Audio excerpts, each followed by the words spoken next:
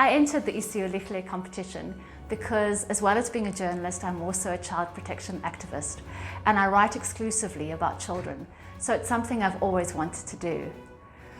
But Isu Elihle means great idea in Zulu, and I've been waiting for the right topic for years. It wasn't until I heard Akani's moving story of her disappearance at a local squatter camp 4 years ago and began digging and discovered that there are deep divisions within government and civil society and even advocacy groups about how big the missing and trafficked children problem is in our country, that I was confident that I was onto a great idea. I also knew that this topic would give me an opportunity to give missing children a voice and to challenge some of the misperceptions around the topic, and also to motivate for changes in policy to make children safer. So my top tips for journalists wanting to enter the competition are that you should make sure that you have a strong story where the voices of children can come through powerfully.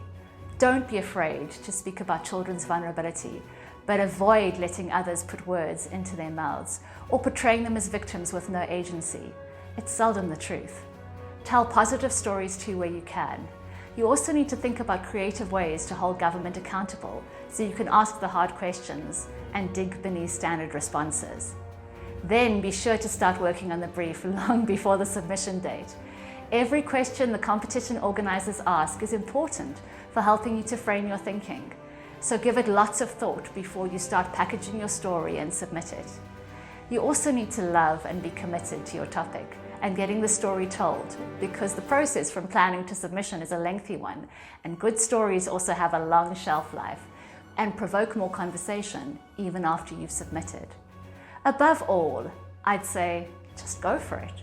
Stories about children need to be told, and even if you don't succeed, it's an important opportunity to think differently about media around children and how you can contribute. It's important to report about children because although there's a myth that children are our future, they're actually our present. Unfortunately, they're not very well represented in the media.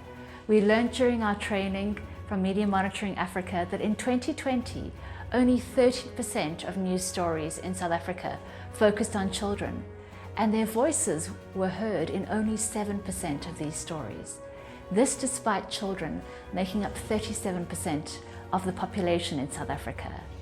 When we as the media ignore them, we perpetuate a bigger societal problem, which is that their needs and desires can be easily overlooked because their voices are muted.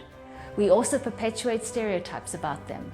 Child participation is a right, and we have a unique opportunity as the media to help get their voices heard.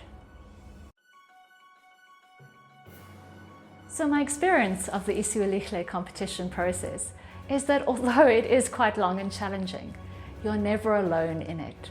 The competition organizers, Media Monitoring Africa and UNICEF are committed to excellent journalism around children, and the process and the people who form part of this team are specialists in achieving this outcome. What came across clearly is that from the moment we began this process, they were mentoring me and the other competitors to be the best journalists on children's issues that we could be. Everything from targeted questions in the pitch, to the incredible mentors, to the workshops that we were invited to attend, are designed to help deal with the biggest issues around reporting about children. These include giving children agency and a voice, ethics, and linking children's lived experience back to national legislation and policy. No matter what the outcome of your entry into this competition, you come away feeling that you are a better journalist, especially around children's issues. I've been asked how it feels to be an Isu Elihle 2021 award winner.